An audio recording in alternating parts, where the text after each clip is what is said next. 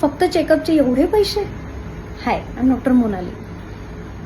खूप ठिकाणी patient literally असं बोलतात की फक्त बघायचेच तुम्ही इतके पैसे घेताय.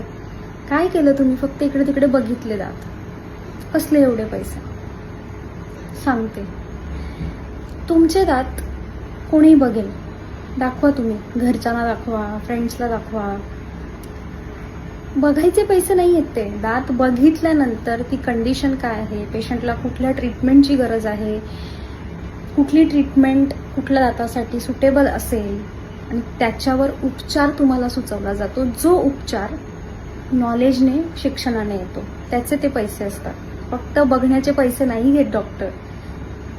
तर तुम्ही जर एखाद्या डॉक्टरला असं बोललात की असंच बघितलं तुम्ही एवढे पैसे, तर ते बघण्याचे पैसे नाहीत. ते आतापर्यंत त्यांचा एक्सपिरियन्स आहे, एज्युकेशन आहे, नॉलेज आहे.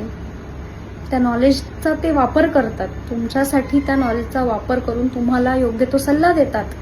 त्याचे ते पैसे आहेत. थँक्यू.